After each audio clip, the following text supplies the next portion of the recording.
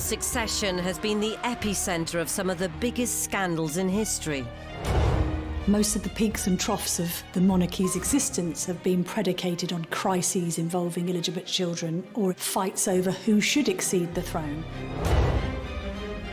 There's been abdication, enemy blood relations. George V, he is cousins with Nicholas, the Tsar in Russia. He is cousins with the Kaiser. And teenage ascensions. Victoria would have had to have an enormous sense of strength to integrate those two parts. I'm now queen, and I'm coming into my own womanhood. That takes some doing. So as royal commentators dispel the myth of the monarchy. If you're a child in the royal family and you're hoping to grow up and go to an ordinary school, you can forget it. They ended up with the king doing the conga round the staterooms of Buckingham Palace. Experts will break down key archive from crucial moments in royal history. It was a fairy tale created by the Grimm brothers. Anybody entering the royal circles needs to come with their A game. So prepare to discover what actually happens when blue blood runs red. What have you been doing in here all day? This is the Royals Revealed.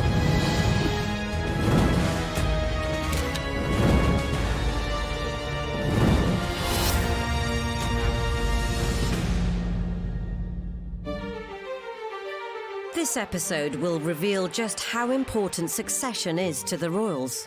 Elizabeth, she knew that her situation as a very young woman becoming the monarch of what was still then a pretty big empire paralleled her ancestor Queen Victoria. And although the monarchy may seem stable enough today, She wants to go down in history as an extraordinary monarch, and she will. We have become used to seeing the traits that she uses as being primarily regal and idealistically regal. In a way, we tend not to question them very much. do the next in line need to learn the lessons of the royal bloodline? I think abdication remains a dirty word in the Queen's vocabulary because she still blames Edward VIII for thrusting her father onto the throne and effectively blames that for his premature death. Henry VIII had loads of sons out of wedlock, and we even had a situation in which James II, when his wife was pregnant, everyone said it was a fake bump. To avoid making the same mistakes in the future. He knows exactly his position when he becomes sovereign, that he's got to put up and shut up, in so many words. The Queen has been the ultimate constant in British life, and that, of course, puts pressure on everyone that follows her to do just as good a job. On the 2nd of June 1953, the world rejoiced at the coronation of a new queen. Coronation in 1953 was a tremendous morale booster. There were street parties up and down the country. There were beacons up and down the countries. Everywhere you looked, there was flags, there was bunting, there was happiness. People were happy because it was a terrific day. One of the most important coronations of the last century, given that it's led to this record-breaking reign by Elizabeth. Nearly 7 decades on, it's almost impossible to conceive that there was a time when she may not even have taken up the mantle of monarch. Elizabeth II was brought up as a little girl who was never intended to be queen. Her life was one to be of an aristocratic marriage on a big estate in the country, and everything changed when she was 10, when her uncle Edward VIII abdicated. He risks the power and the glory of his position and creates the greatest British crisis in centuries as he clashes with cabinet and parliament. The Duke of York is next in line for the British throne, and next to him in succession is his eldest daughter, the Princess Elizabeth, shown here with her father and mother. She was just a little girl, and she and her sister Margaret were at home, and they heard people shouting outside, and they went to ask a footman, what's happening? And the footman said, your uncle Edward VIII has abdicated, and your father is George VI. And Margaret said to Elizabeth, does that mean you'll be queen now? And Elizabeth said, I suppose so. Princess Elizabeth to go from being third in line to heir, aged only 10, must have felt quite destabilising, because I'm wondering whether the behaviour of those around her would have shifted gear, because she'd have gone from being an aristocrat, minding her own business, to suddenly in the spotlight, and the attention on her to groom her behaviour for her path to the throne would have been of paramount importance. However, within the family there had always been a precautionary nod to the notion of a potential succession. Edward VIII was considered a bit of a playboy, and there wasn't much prospect of him marrying and having children when Elizabeth was a young woman. George VI, mindful of this, didn't necessarily think that he would take the throne, but thought that the throne would pass from his brother to his daughter.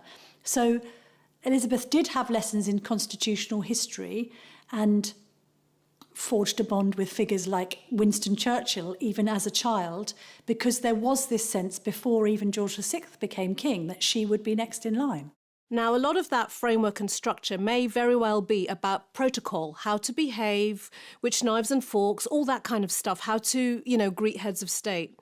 What might not get as much attention is her emotional and psychological well-being, because this is still a little girl growing up in this environment where suddenly she's got a lot more to think about.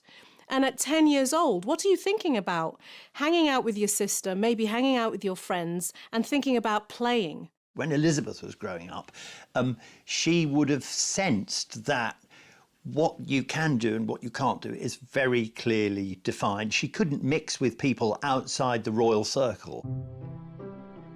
As Elizabeth watched her father take his reluctant place in the line of succession, it was a time of mixed feelings, particularly towards her uncle Edward. So you definitely see, I think, a general resentment in the whole country of Edward VIII of abdicating, but also within the feelings of Elizabeth II. She really did feel that her uncle had left them in the lurch, had left her father doing a job he perhaps wasn't entirely suited for. But in the long successional history of the monarchy, George VI certainly wasn't the first to ascend the throne in remarkable circumstances.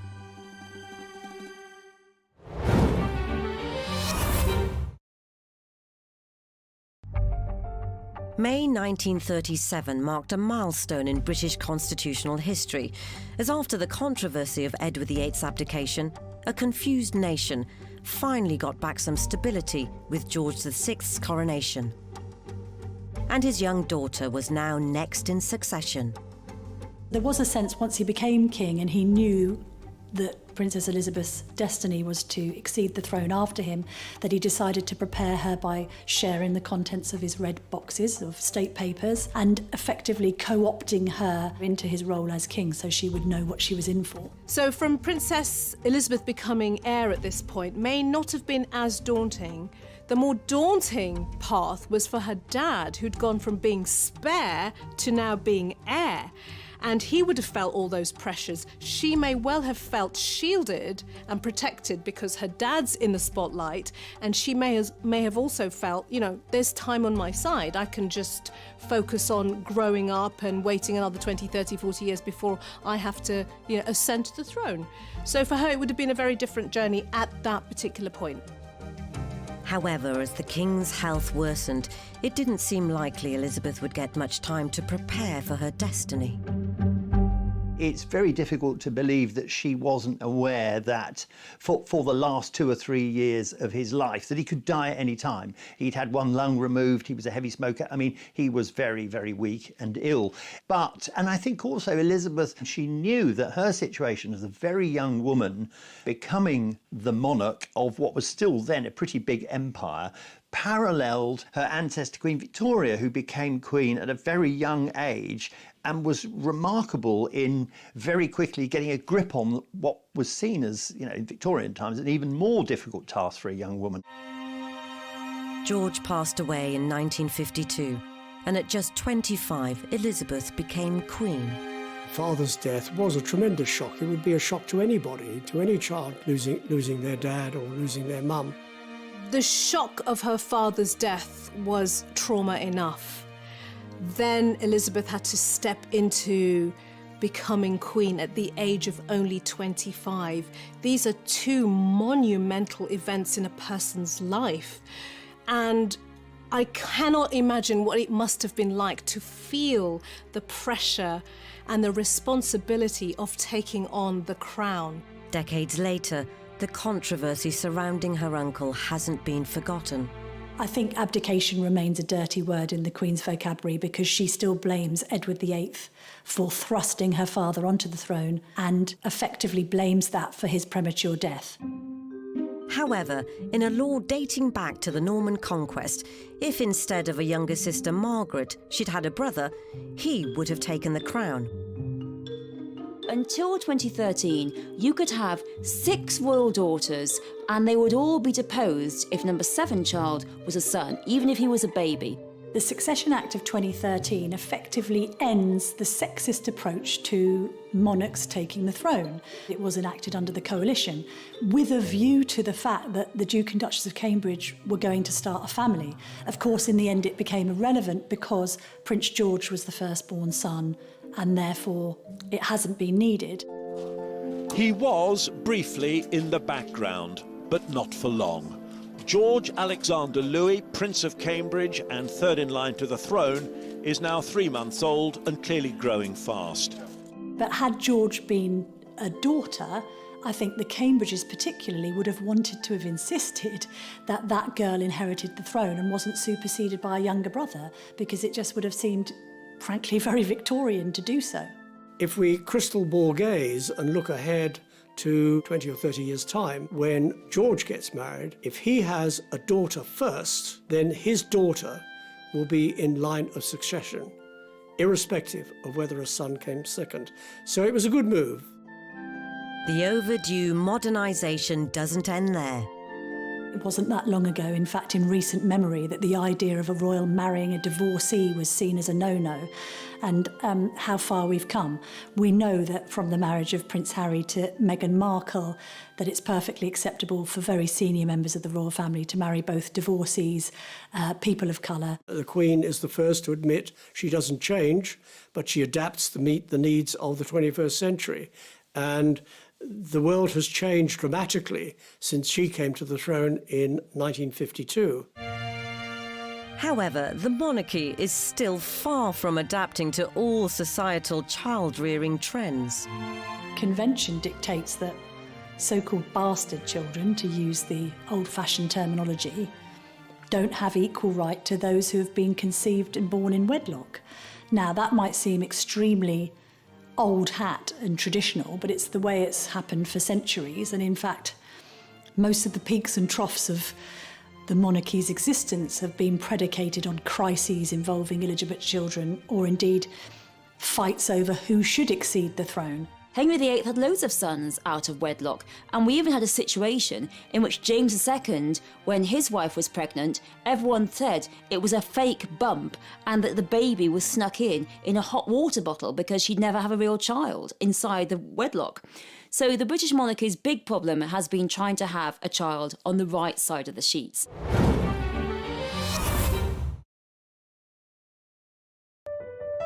Many have claimed that they are born of royal blood. Most startlingly, in recent years, US publication The Globe alleged Prince Charles and Lady Diana had a secret daughter called Sarah. I must confess I have no knowledge of a secret daughter called Sarah born to Princess Diana and Prince Charles, as alleged by The Globe. I think that's just perhaps a headline too far, a conspiracy theory that has been widely debunked and isn't given much respect. The monarchy has clearly stabilised since, but some of her predecessors had a fight to get to the throne in the first place. Not least, much heralded leader, Queen Victoria. Queen Victoria was someone who really turned the fortunes of the monarchy around. And Victoria was also seen as the monarch of empire. This was the moment in which the British Empire became the race for land, oppression, conquest, looting, and Victoria was this queen over it all.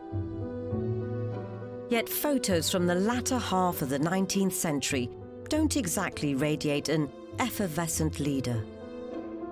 I think, like all Victorian photographs, they probably took about half an hour to take the photograph. So they're quite carefully posed. And I think people get this image of Queen Victoria with her rather stern look and the black clothing and the upswept hair. Her personality was in many ways quite the opposite. Victoria was also the queen of spin. She recognised the importance of newspapers, of image, And Victoria's image of herself, the pictures that were produced of her, really they created this vision of a virtuous, perfect queen. The power of Victoria's image was such that one picture of Victoria and Albert with a Christmas tree meant that the Christmas tree went viral, and after that everyone had to have a Christmas tree when they never really had one before. Victoria made herself, to use very modern parlance, into an influencer. However, this influence Victoria held over her empire and her public only came to be after perhaps the most complex and unlikely route to succession in the history of the monarchy. Queen Victoria was never meant to come to the throne. You have to go back to her grandfather, George III, who had 7 sons, 6 daughters, and by 1800, this lot, 7 sons, 6 daughters, all adults, had produced between them 56 illegitimate children and 1 legitimate heir. And this one child, Princess Charlotte, she died just after childbirth. And without Princess Charlotte, there was not a single other child. So the race was on for someone to create a new heir. All the uncles, all the sons of George III suddenly thought, I need to get rid of my mistress, marry a German princess as a Protestant, and then have a child, because if I have a child, I'll get loads of money and pay off all my debts. So it was pretty mercenary, really. And an unlikely sire came to the forefront as Edward, the Duke of Kent, set out on a marital quest. He's only really got a small potential amount of possibilities. She has to be Protestant, she has to be royal, and she has to be of childbearing age. Also, she has to be willing to marry a man who's nearly twice her age because he's 50, and he was pretty lucky to get Victoire of Leiningen, a young woman who was 30 with 2 children, which proved that she could have children, and unlike many of the other royals, they did also manage to have a legitimate child. Victoria was born at Kensington Palace in May 1819. She was, well, a healthy little baby, but so far from the throne, she's a girl, and she's the daughter of the 4th son. No one's ever going to see her come to the throne, but her father said, my brothers are not so strong as I am, the throne will come to me and my children. He died just 8 months later. His father, George III, 6 days after that, meaning baby Victoria was 3rd in line to the throne. Before long, she'd be first. Queen Victoria became heir to the throne at such a young age because her various uncles were dying. Simple as that. She was living at Kensington Palace and she was informed that she was now Queen Victoria, and that's how she came to the throne at such a young age. George IV had been next to go, leaving brother number 3, now William IV, in power. With Victoria only 11 and on course for the throne, her mother and her advisor, John Conroy, set about preparing for her destiny. She was given very strict structure. She was raised in this Kensington system of education that was devised by her mother's advisor, Conroy. And that gave her limited access to other children. How she was educated was controlled. And interestingly, Victoria shared a bedroom with her mother until she was 18 years old. So think about that, very hyper-protected. But were the Guardian's eyes on a greater prize all along? What John Conroy and Victoria's mother wanted is for Victoria to come to the throne as a child so that they would be the power behind the throne. And so you have this incredible fight between mother and daughter about when Victoria comes to the throne. If you think about the relationship between Victoria and her mother, in today's terms, she'd be described as a helicopter mother. Very controlling, very overprotective, almost to the point of smothering. And from Victoria's point of view as a growing girl into a young woman, she probably felt like she couldn't breathe. And this kind of level of control can cause a real adversarial relationship between mother and daughter. So I wonder whether there was some kind of battle between the two of them going on. Battle for independence by Victoria and battle for control by the mother. This is how I want you to be moulded. Fortunately, Victoria had a high-powered ally. The king, William IV, he's on the throne and he's old and he's ill, but he hates Victoria's mother, and he wants the throne to go to his niece, to Victoria. That's it. So he says to his doctors, he basically says to his doctors, just wind me up, just keep me going. And Victoria's 18th birthday party, he's too ill to go, but it's a wonderful party. Victoria has a marvellous time. And guess what? Her mother storms off early because Victoria's 18th birthday means the end of all her mother's hopes of being power behind the throne. Having got his wish, William IV passed on weeks later, leaving the now considered adult Victoria to take the reins. This is an 18-year-old girl who's just coming into womanhood, finding her own voice, wanting to find her own identity separate to being the child of someone. And that's quite a conflicting position to find yourself in. So she would have had to have an enormous sort of sense of strength to integrate those two parts. I'm now queen and I'm coming into my own womanhood, and combine them together. That takes some doing. And there was such an avalanche of enthusiasm for her. Even though she was 18, even though she was female in a sexist time, people thought anything has to be better than those awful, awful old uncles. Victoria was crowned in 1838, and having latterly married Prince Albert of Germanic aristocracy, wasted little time in creating her own successional line.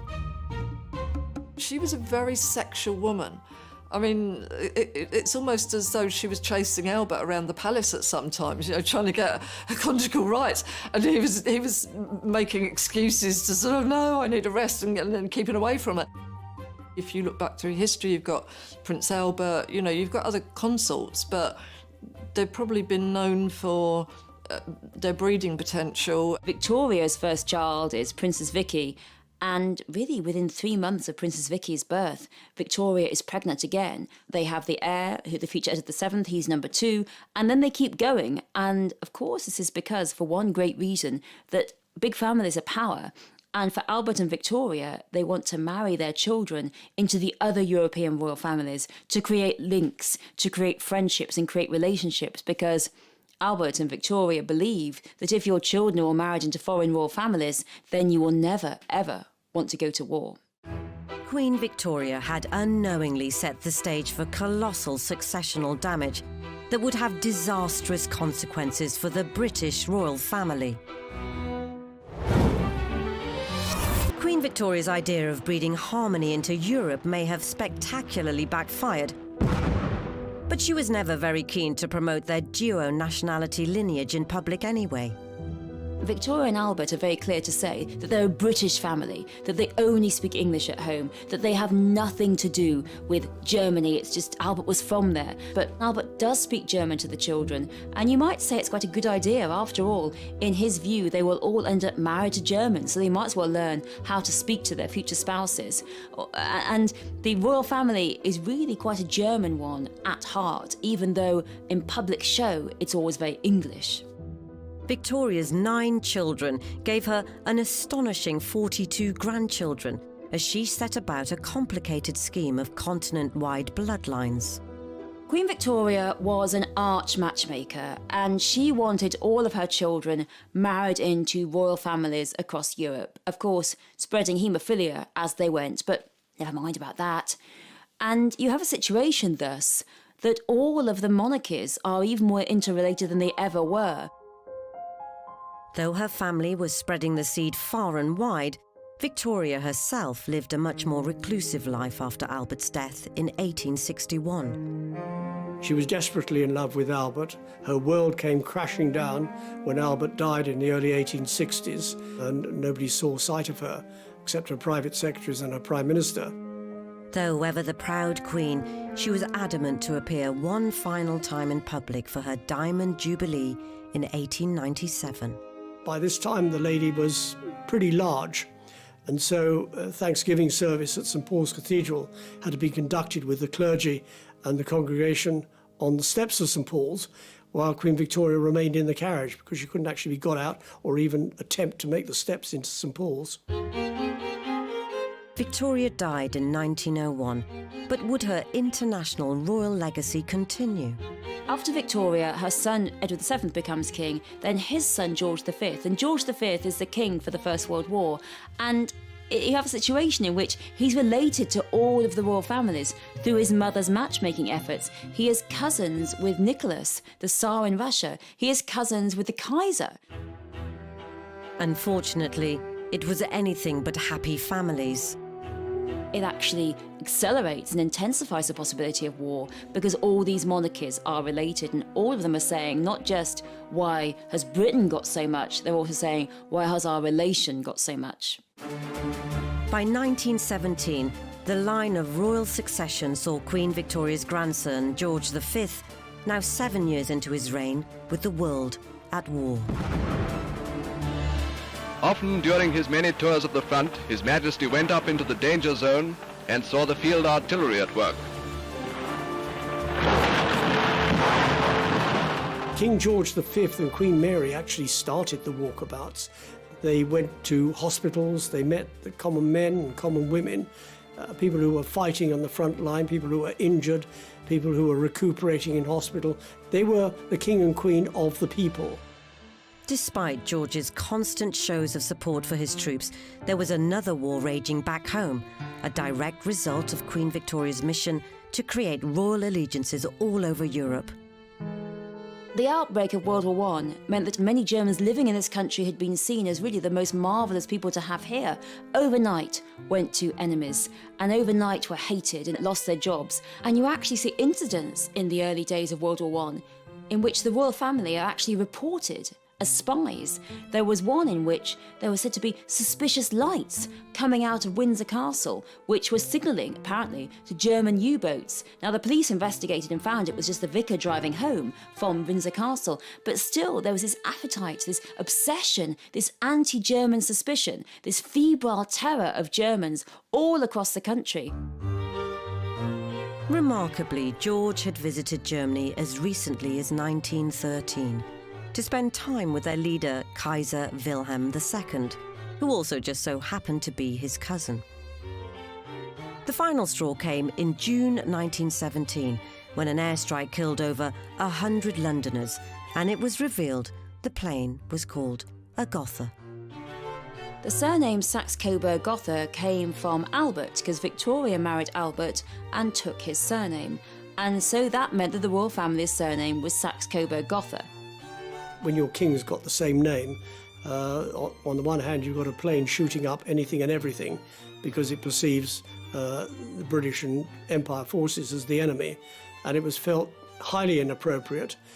Lord Stamfordham, who is the king's private secretary, was very good at judging the mood of the people and didn't so much suggest to the king, said to the king, the name has to be changed. Various names are talked about, usually parts of the country. They're debated, should it be Buckingham, could it be Oxford? Britannia was even thought about, which would have been highly appropriate. But in the end, Windsor is plumped upon. They choose the name Windsor, a completely fake, made-up name, simply because they like Windsor Castle. Just 4 days after the Gotha airstrike, George V had officially changed his name. The House of Windsor remained, as other monarchies throughout Europe fell. But this would have a knock-on effect to future royal generations.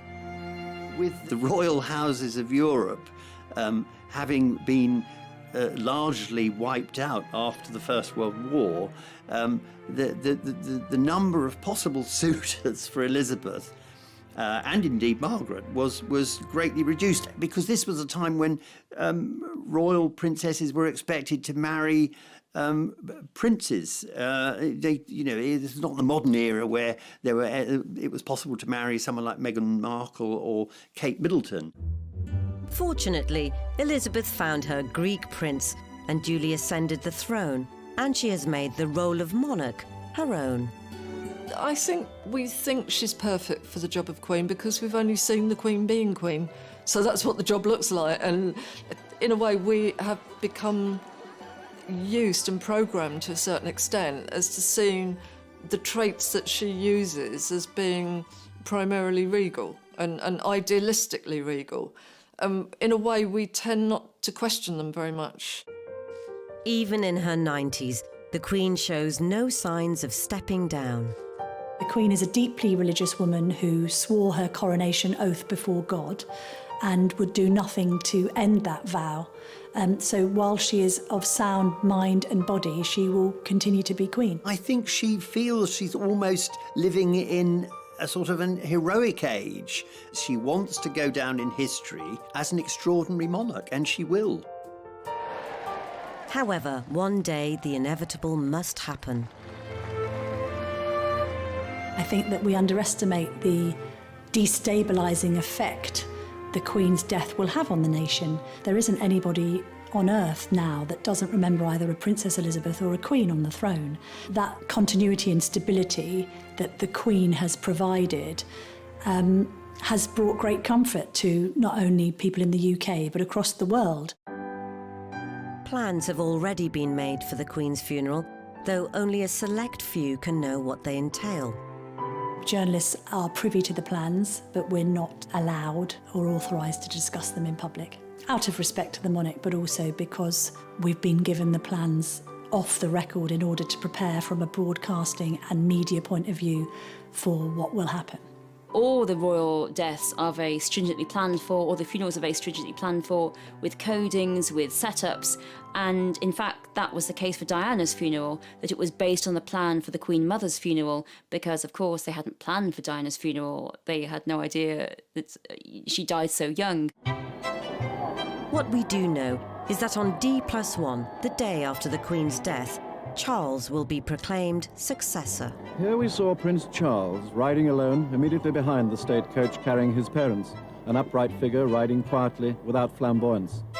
Charles will be automatically king, but there will be a proclamation read from St James's Palace and from other parts of the country proclaiming him to be king, sovereign, defender of the faith, and then it will be formalised at his coronation. What form the coronation takes, that remains to be seen. There's also speculation around whether he'll actually be Charles III. Given what happened to one of his predecessors, Charles I, who had his head disconnected from his shoulders in 1649, having interfered with Parliament. It's a very difficult choice. I suppose there may have been a tendency towards adopting his grandfather's name, George, but then we've got another King George coming down the line, so that might be difficult. Yes, Albert has been mentioned. He could choose another name, but that might be odd because as the longest-serving heir apparent in history, we all know Prince Charles, and therefore King Charles seems the most natural progression. But will the succession be an easy transition? We know that Prince Charles isn't as popular as his mother, and that he has enormous shoes to fill because of the unwavering way in which she has reigned for the last nearly 70 years. So it's going to prove challenging. He'll be a good king because he's had a long time waiting for it. He knows exactly what's going on in the United Kingdom. He knows exactly what's going on globally. He knows he's been to practically every Commonwealth country.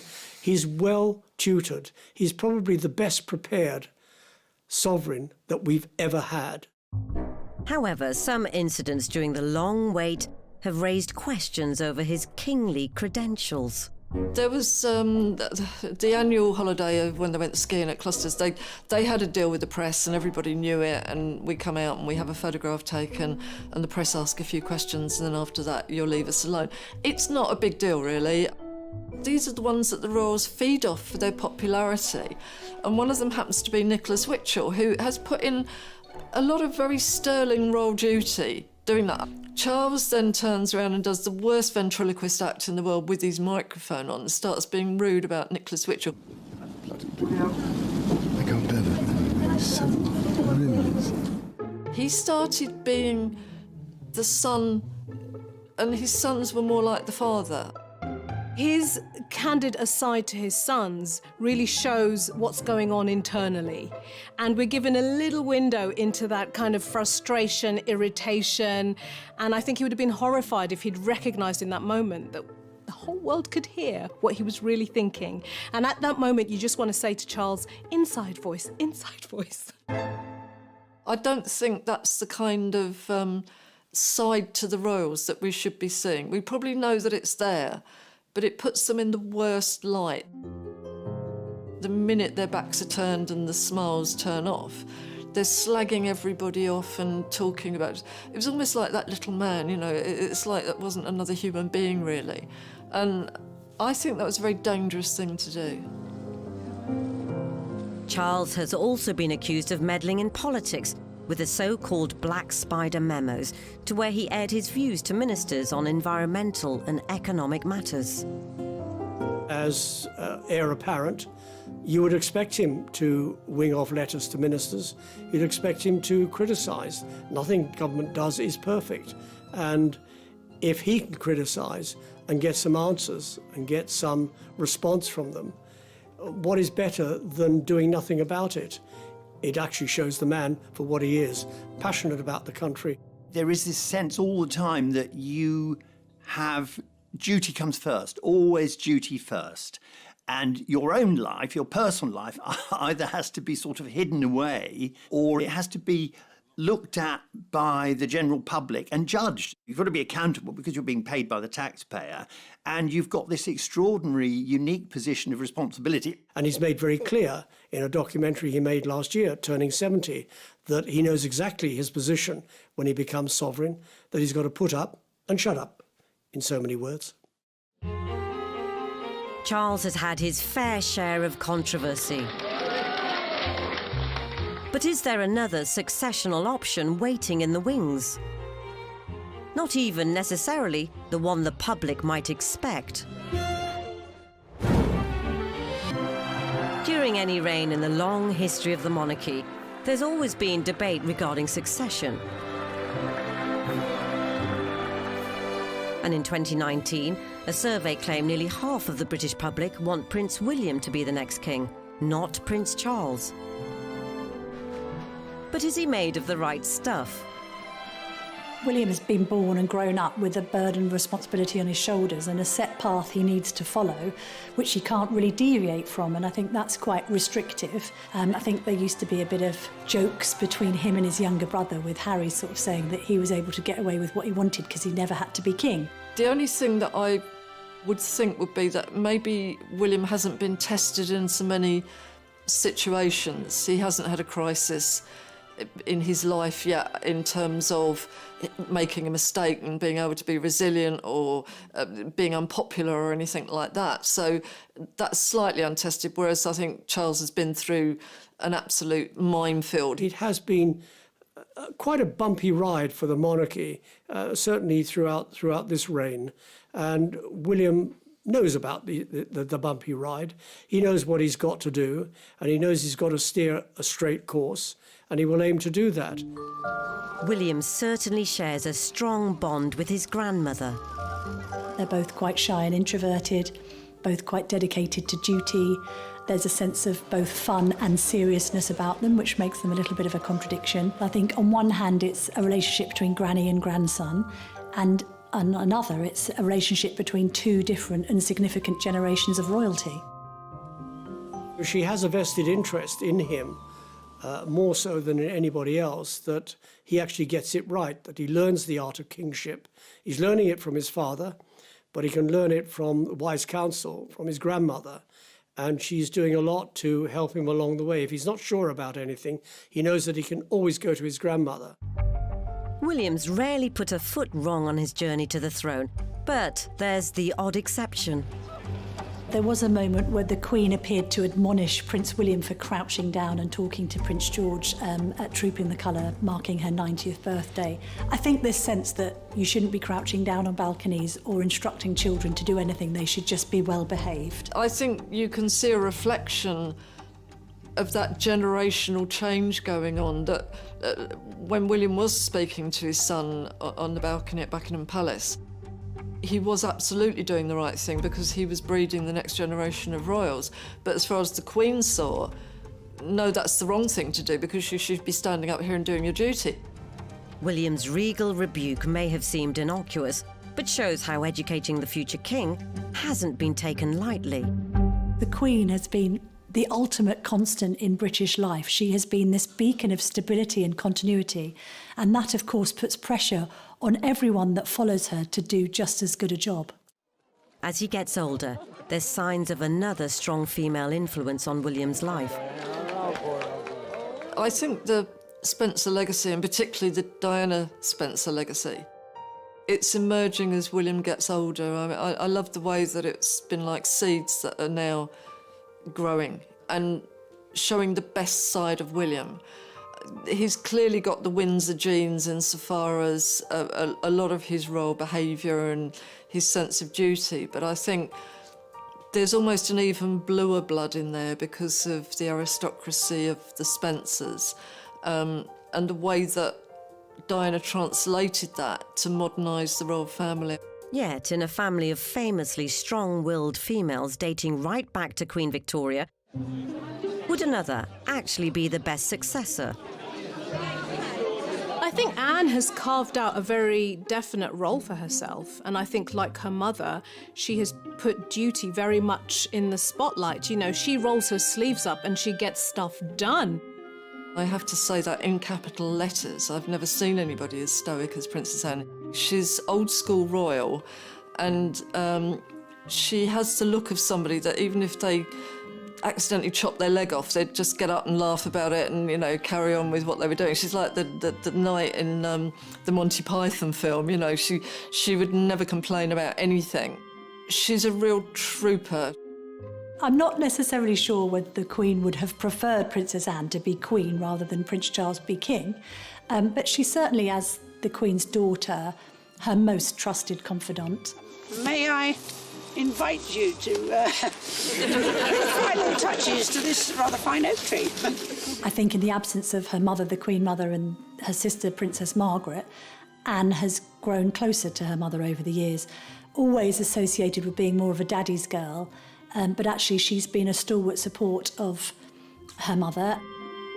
But do the magisterial similarities go even further back? Yes, there would be a lot of similarities between her and the Queen Victoria school of royals. Not just that, but in other aspects of the personality as well. There's that sort of uncompromising dress and styling that Anne wears clothes that she probably bought in 1970-something or other. You know, she swept her hair up at some point when she was about 19 and it stayed up there. It's that I'm not going to bend and flex to fashion. Like Queen Victoria, I think, outwardly hugely intimidating. Though, should the monarchy be looking forward and not back to the bloodlines of yesteryear? It is unique that we have this monarchy in the 21st century that is recognised throughout the world. But I believe this sovereign, Queen Elizabeth II, is very much in touch with the people. You've only got to look at the address she gave on April the 5th over COVID-19, when she uttered the famous phrase, "We will see our friends again, we will see our family again, we will meet again." That's how much in touch she is with the people. People felt very comforted by that. This isn't born out of political ambition or personal ambition. It's born out of a desire to make sure that when the chips are down, the nation can be rallied. And that is very much taken from the Queen Mother and George VI's book of boosting British morale during the Second World War, when, frankly, the nation needs their help. They're enduring, you know, we've had them a long time, and they are also willing to hold on to tradition while also behaving in progressive ways that we can then relate to. And as the Queen has always said, we're here for as long as the public want us to be here.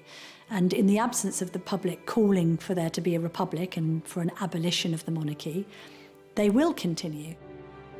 And so she overtook Queen Victoria's 63 years on the throne to become the UK's longest-serving monarch in 2015.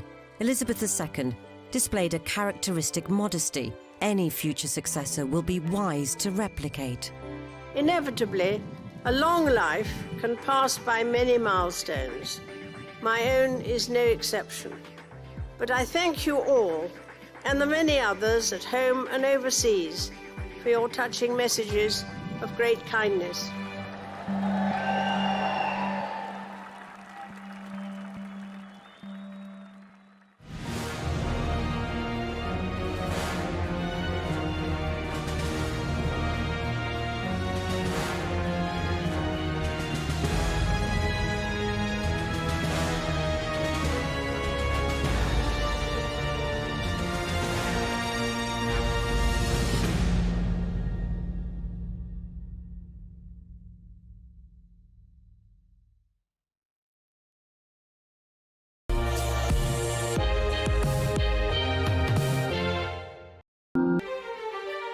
This episode will reveal just how important succession is to the royals.